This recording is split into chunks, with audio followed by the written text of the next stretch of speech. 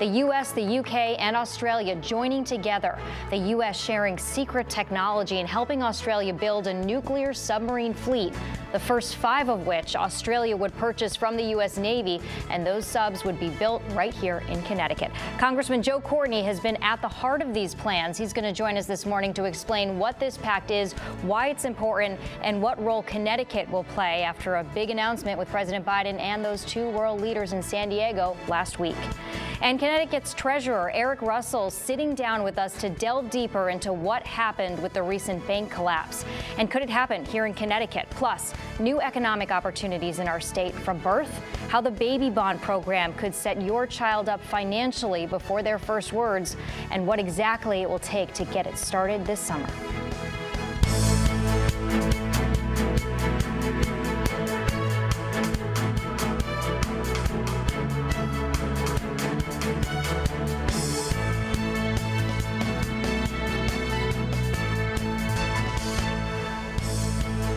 Well, good morning, and thanks for joining us on The Real Story. I'm Jen Bernstein.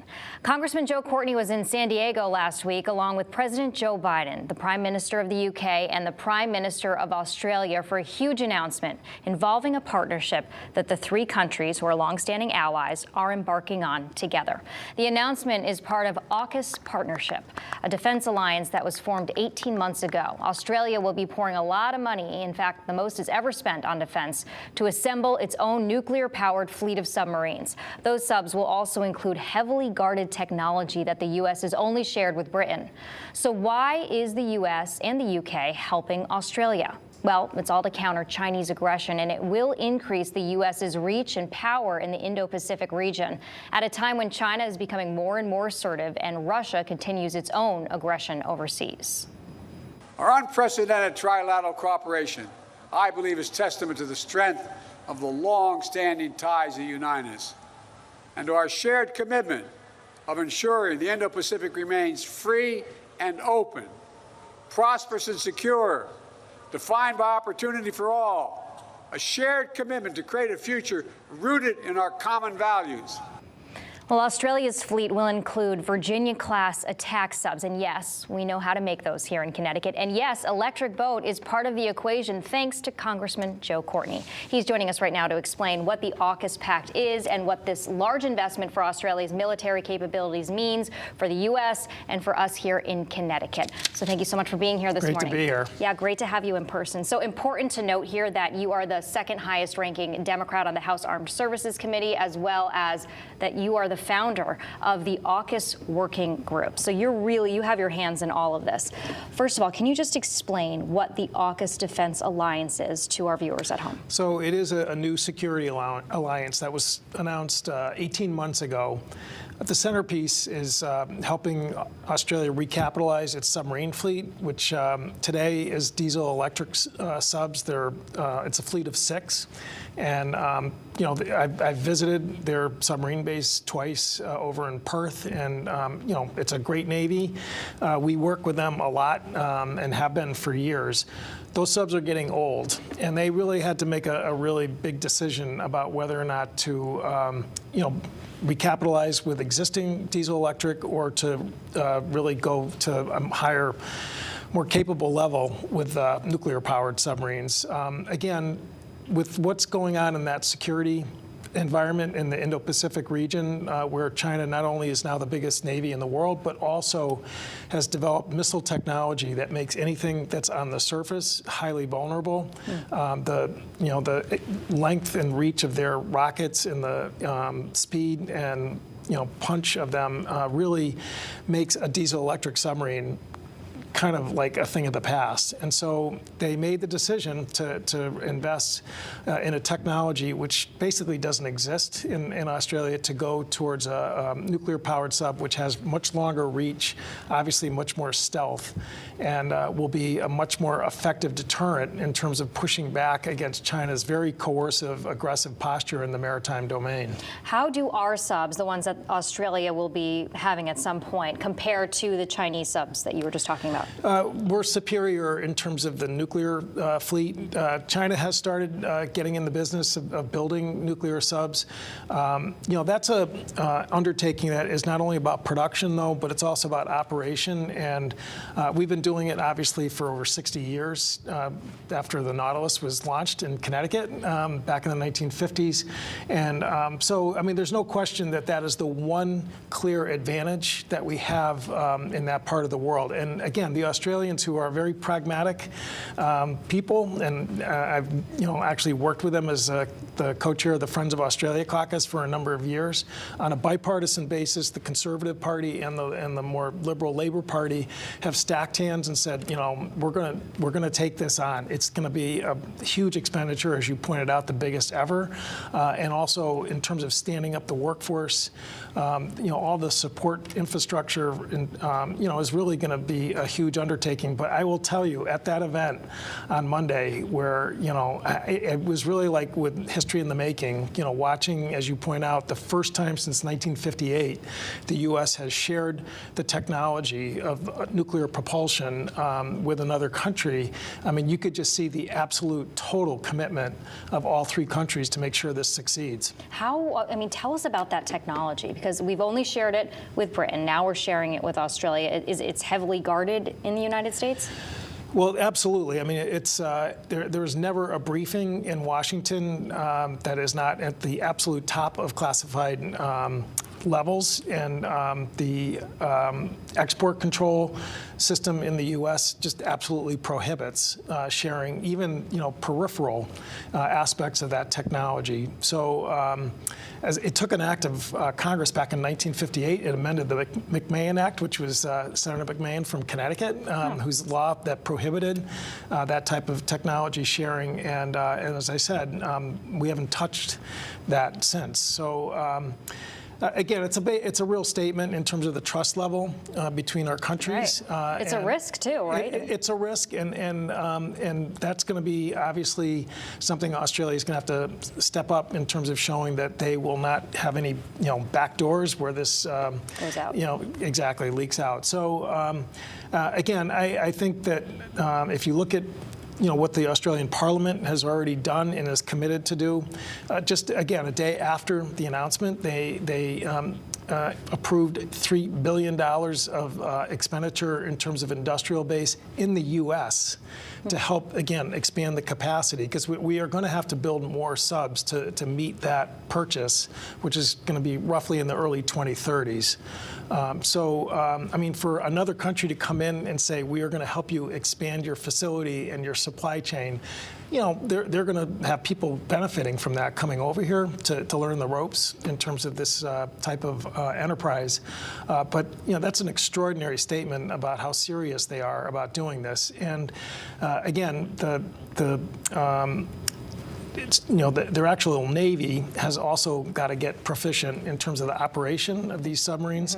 I had an amendment in last year's defense bill, which passed and was signed into law by the president, which basically authorizes joint training at the nuclear training school down in South Carolina, which is where our nuclear naval officers really learn the ropes about how to operate, whether it's a carrier or a submarine with nuclear power.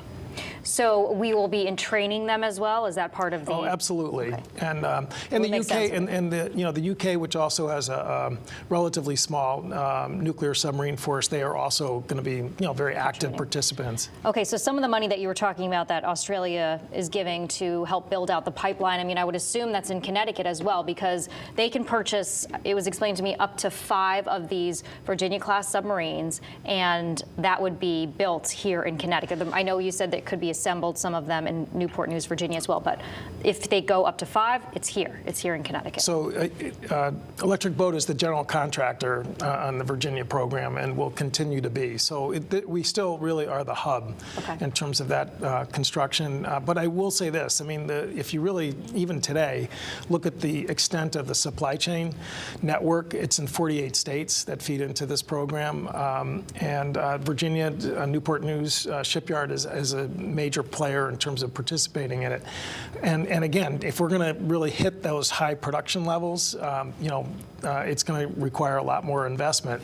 The omnibus, which was just signed at the end of December, put in $760 million of new money in terms of workforce development. Again, it's getting more contractors to participate as supply chain vendors, and also more facility, more building space for construction. I've been in Congress now a while, and we have never seen that kind of targeted funding in an appropriations bill, and the president's new budget, which just came out a few days ago, doubles down on that. I mean, it's going to be, like I said, almost a generational effort to really enhance and strengthen our industrial base to take on this work.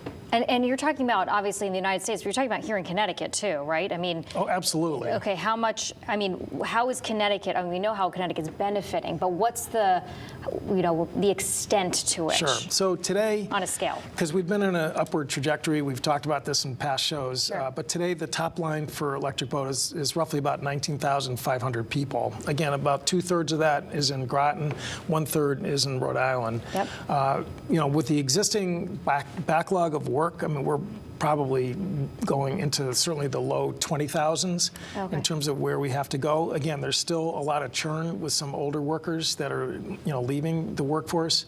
And with this work, I mean, it will have to go even higher than that. It's not unheard of, however. Back in the 1980s and 70s, EB's top line employment was definitely in the high 20s in terms of the number of employees that are there. So. Again, this totally locks in that sector in the Connecticut economy for years. Really for 2 decades. Because it's 2030s is when these subs are going to be built, and then I was reading the 2040s, there's more ships being assembled in Australia. Correct. Because, during all of this rollout, they're going to be building their own shipyard in Adelaide, and there'll be a British design that will be also part of it. Again, EB will be supplying major systems in that new AUKUS boat, as they call it. And so it's 2 decades of solid, steady, very strong employment here in the state of Connecticut. What kind of jobs is EB going to be looking for? Because, I mean, you're talking about thousands of job openings, which is going to be huge. It's going to feed housing. That's going to be, I mean, there's a whole thing that goes on, obviously, when large swaths of hiring happen like that. So just for this year, the projection for hiring by EB is 5,750 jobs. Last year, they hired just shy of 4,000.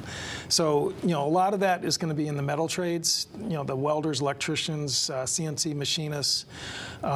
There's going to be a sizable group in terms of engineering and design, which, the School of Engineering up at UConn, 20% of their graduating, 20% of their graduating class is down there. And again, there's some really great job training programs that, people who, again, are doing other things in their lives can really pivot into this. There's a manufacturing pipeline, 10 weeks through the welding course, 8 weeks through the electrician and machining course, and you are ready to be hired. I mean, it's pretty intensive, great curriculum, and a very successful program. There's walk-in Wednesdays down at EB where you can literally walk in without an appointment for a job. These are interviews. Good paying jobs. Very good, and careers, honestly. Careers, you can really call it careers. Right. Okay. That's amazing. Well, Congressman Joe Courtney, we really appreciate you coming on the program and talking about this. Any last final thoughts? I mean, this has got to be a highlight for you in your career. I mean, it was really, a lot of times politicians say, something was historic, but that was history in the making. I mean, it really almost sent chills to listen to, 3 great leaders talk about such an incredibly powerful commitment to protecting democracy, our values, and keeping the world safe. And President Biden giving you a shout out during that press conference as well. Much appreciated. All right, Congressman Courtney, thank you so much for coming up here in Hartford and talking about what you've been doing. Appreciate it. Thanks, Jen. All right, coming up on The Real Story, we are sitting down with Connecticut State Treasurer Eric Russell amidst a bank collapse and fears of a recession. How healthy is Connecticut's financial systems and accountability? Plus, a new opportunity for getting Connecticut's children past racial and generational wealth gaps. But it needs funding fast. We'll talk about it.